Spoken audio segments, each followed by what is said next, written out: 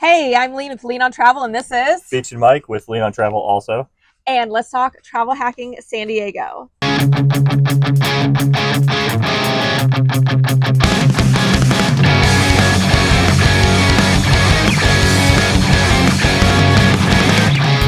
Take on summer, turn off bummer.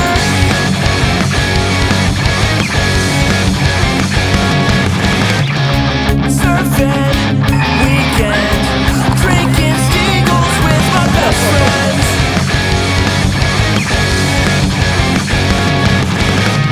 Ain't nothing better than hanging ten with the boys.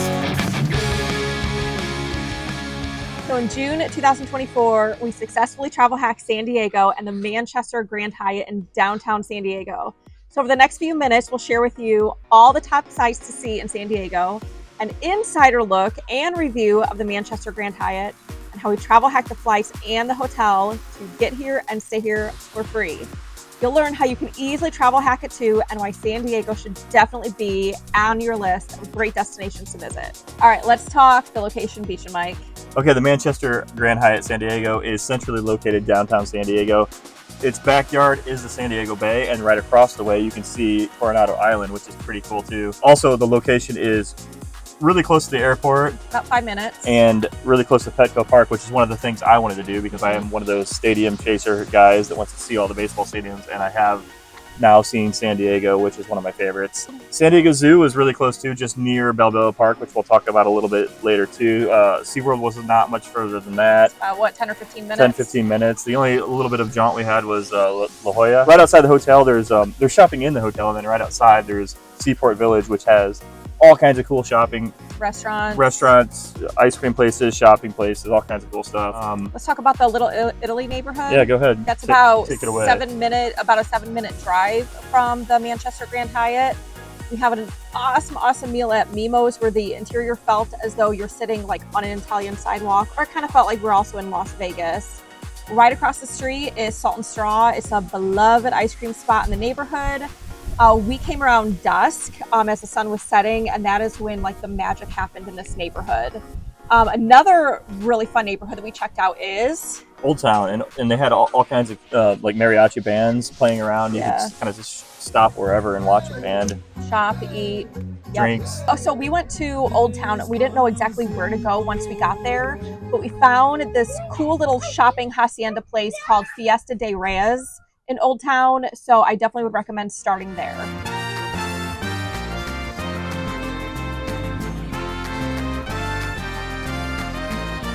Let's talk about maybe Balboa Park in San Diego. So Balboa Park was, we rented some bikes, me and my daughter went up to Balboa Park, got an electric bike, which is awesome. The bike rental place is right down the street from the hotel and the convention center as well. So if you want to rent a bike, it's called Unlimited Biking, and they were really awesome there. And then we rode to Balboa Park. Balboa Park is part of the zoo, or right next to the zoo. And it's a huge expansive park with like museums in it, and like there's a carousel, a train ride thing. Great architecture. Awesome architecture, fountains, park space, green space. We didn't really get to check out many of the museums because we had the rental bikes, and I didn't bring a bike lock, so I didn't want to leave the bikes too long to check out the museums. But what about the zoo? The zoo is also there. It's probably the coolest zoo I've ever been to, and you were talking a lot about the landscaping there, so you can continue on with that. Yep. It's a gorgeous zoo. I loved how you're like able to kind of feel like you're halfway in the country in this city zoo. All of a sudden, like after you're done seeing, say, like the bears, there's like this hidden little walkway, waterfall, forest thing that you could take up to see other animals, or you could continue on your concrete sidewalk to see other additional animals. There's all kinds of really cool nooks and crannies there. Plan to spend about 4 to 6 hours or so at the zoo. Also within the zoo, you can take a trolley bus stop from stop to stop within the zoo. Also included is a 40-minute double-decker bus tour in the zoo. I loved the zoo app though. Do not go to the San Diego Zoo without the app, because you could easily spend 8 hours at the zoo, but honestly, unless you're a huge animal lover, like who has the time to spend 8 hours in the zoo, especially with little kids? Most zoos have all the animals that they have, but there are a few animals that the San Diego Zoo has, or at least there's better viewing areas of them. But the one bummer was the pandas are finally coming back to San Diego, and we were there the week they were being They shipped have from China. arrived. They have arrived by So now. of course they arrived like right as we were leaving. So we missed the pandas. But the koalas were cool. Yeah. Of course, they were sleeping, but they were cool.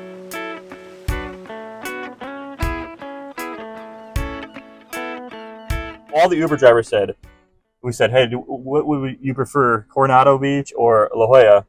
And everybody said La Jolla.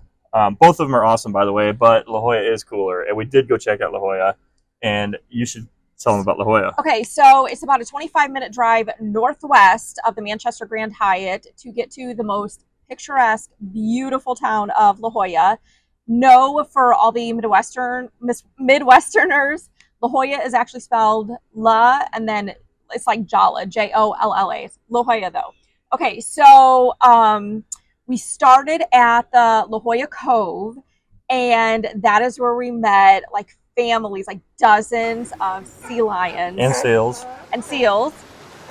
Then after spending about a half an hour there watching the sea lions and the seals, you can take about a 15-minute walk along the coastline to several other beaches. We visited about 4 other beaches on that quick 15-minute walk or so.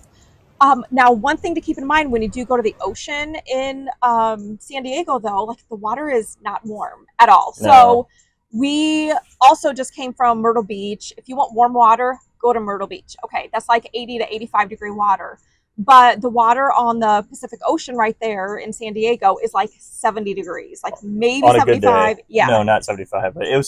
They said they prefer wetsuits. Another cool part about La Jolla was just like the little town near it. So we went and checked out. We went and got some food and went to a couple shops there. So it was really cool there too. I'll take surfing lessons with you. So about a 10-minute walk from the flagship ferry, which you get on that ferry to Coronado Island, behind the convention center, which is only a 5-minute walk from the hotel. You pay $8 per person, and it's a really quick, like less than 10-minute boat ride to the north end of Coronado Island. So from there, you can rent bikes to get to the south end of the island, which will be like a 10 to 15-minute bike ride. Or you can also rent like a surrey, which mind you is like really difficult to do. We had no idea. So like we did not get far sightseeing on the north end of Coronado Island with the surrey. But no, like the Coronado Beach, like their sand is like cashmere on your skin. Like it was beautiful, beautiful sand. And Coronado Beach has a great reputation for being one of the best beaches in the United States. And I would agree that it kind of is, but the only thing that detracts from it is the fact that you don't want to go swimming because the water's too cold. Yeah. And that would pretty much eliminate every beach in California, in my opinion. Yeah. But it was really cool. There was the Hotel Del, which unfortunately was under construction while we were there. A lot of it, including the large beach patio that everybody said you got to get a drink and hang out there and check out the beach from that view. And you could tell it would have been awesome, but it was closed, unfortunately, while we were there. So the Manchester Grand Hyatt is a super large and busy property. It's in the heart of San Diego. It has 40 floors with 2 separate towers. One thing that we were not prepared for that we were annoyed with, I'm just putting it out there on this video, is expect packed elevators and stopping like 3 to 5 times on each elevator trip. You can't quickly get up and down and you're going to be packed. And unless you're on one of the top floors, when you're going down, like luckily we were up at like floor 37, but 33 maybe, but there was people that were on floor like 5 and 6 that were waiting for elevators coming down, and then they couldn't even get on because it was too packed. They're like, I guess we'll wait for the next one. So a lot of people were telling us that they were just choosing to go up so they could go back down because they were waiting 10-15 minutes to get on the elevator. The elevator situation there, and I heard it was a very new system. It's not, you don't just walk up to the elevator, press the button, you have to scan your card and it tells you what room you're going to, but then it assigns you an elevator based on that room, and then you could be waiting forever. Yep.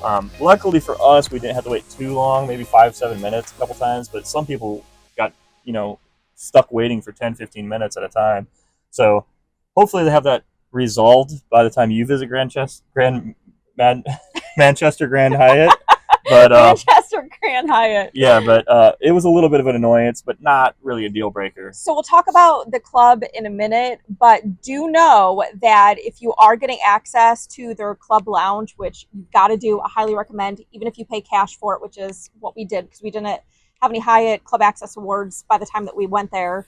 Ask for a floor that is higher than floor, I believe it's 29, because we had to take 2 separate elevators just to get to the Grand Club, which is what they call their club lounge. So the club, it was in the same tower as ours, but the elevator shafts are different, go up to different Levels floors. of floors. So where our floor was at, we had to go down all the way to floor 4 or the lobby, but we go to 4, which is where the pool was, get on another elevator, then back up to the club.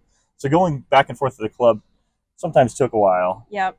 So let's talk actually about the 4th floor, because that was the entertainment floor for our child. It's the pool deck. It is beautiful. Their entire floor deck or pool deck. Their pool overlooked the bay. Now, know that the pool does not have a deep end, but given how busy the pool was with kids, like it did allow all the kids, I mean dozens of kids in the pool, to play safely from end to end. There's also 2 very large hot tubs, one of which is exclusively for adults, which was nice. And then the deck did provide enough lounge chairs for everyone. Towels are freely provided and easily accessible, as are snacks and drinks and cocktails. The pool deck also had a cool fire pit, and it does get a little chilly at night. It's like in the mid to upper 60s. And so it was nice sitting around the fire or going in the hot tub. It's kind of perfect temperature for it. The other thing we should mention was the adult pool was closed, so we didn't get to check that out. So it was just the family pool, I guess you would say.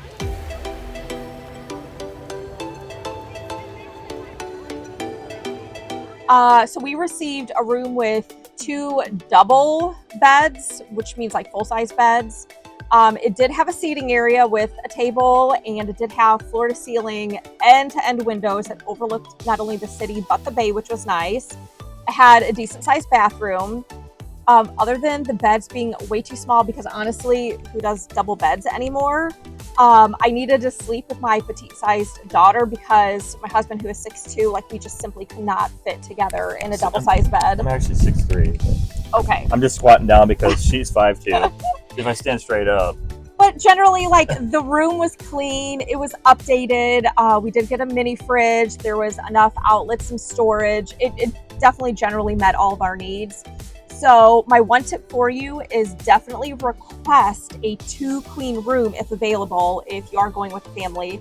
And number 2, I previously mentioned, if you are getting club access, request a room higher than floor 29 so that you don't have to elevator hop.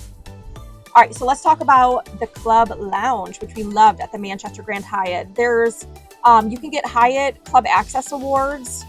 There's a couple different ways that you can get them. But again, you can pay cash. We had to pay $75 per day to get access to the club, which it's more than worth it, because what do you get out of it? Do you want to describe the club lounge, starting with breakfast? I don't know if you saw our video about Hawaii and how great the club was there. The club at the Manchester Grand Hyatt is even better than the Hawaii one. It was the best club. It had full breakfast, pretty much a full dinner. The Hawaii one didn't really have, like, it was more of an hors d'oeuvre type thing, but this one was full dinner, full breakfast. It was way bigger, nicer, and it was on the 33rd floor, and it was overlooking the bay and everything else, and it was just super cool. Everything is buffet style. So again, if you're going with kids, it's $75, not per person, but per room, for everyone in your room for the entire day. So you got like a buffet style breakfast, you've got snacks and drinks, a great cappuccino machine, soda, cookies, granola bars, fruit for like the lunchtime. It doesn't really do lunch unless you can suffice off of a late breakfast. Dinner starts at 5 o'clock, and it is, again, like a buffet style dinner. You have a very expansive salad bar, which I loved, and I'm not a huge salad person. You also get dessert starting at, I believe, 6:30 or 7 o'clock until 9. Again, all the coffee that you want to drink all day long as well. And the desserts were great. The little cakes they served. Phenomenal. Really good. So when you have kids, getting access to a Hyatt Club is crucial, as they will find so much food to fill their picky bellies. They do call their club lounge the Grand Club, but generally, like, there's not a large number of Hyatt Club lounges throughout the continental US anymore, so it is a wonderful redemption for your club access awards if you do get them. The club access awards can be earned by staying 20 and 30 nights at Hyatt properties. There's enough promotions throughout the year that we just got our first 2 club access awards. We only stayed 16 nights over the past couple months at Hyatt, but we've already earned 26 nights.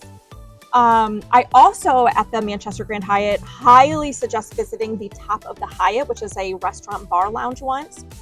It is floor-to-ceiling window lounge, 40 floors in the sky. It overlooks San Diego on 3 sides. Drinks are pricey, but it's definitely a sight to see just once, and know that kids are allowed in there until 5 p.m. every single day. Okay, so how can all this be travel hacked? So if we would have paid in cash, a standard room would have cost $430 per night. I think this is where I bail because I don't know anything about travel hacking. It's all me now. Yeah. So I booked this hotel early in 2024 when it was a Hyatt Category 4, which allowed me to redeem a Hyatt Free Night Award, but it has since been elevated to a Category 5. So the standard Free Night Awards that you would get just by holding the Personal World of Hyatt card can no longer be used at this property. But you can still pay points for this room.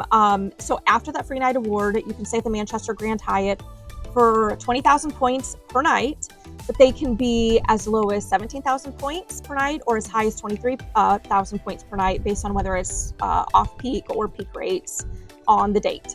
So I used points earned from our Chase Business Inc. Preferred, which was a 100,000 point sign-up bonus for this trip by transferring them to Hyatt. Bottom line, so ultimately, while San Diego is a beloved California location, it provides city activities in addition to the beaches. Know that it is still a city destination. If you want a slower pace or quieter beach vacation, definitely consider somewhere else on the actual ocean.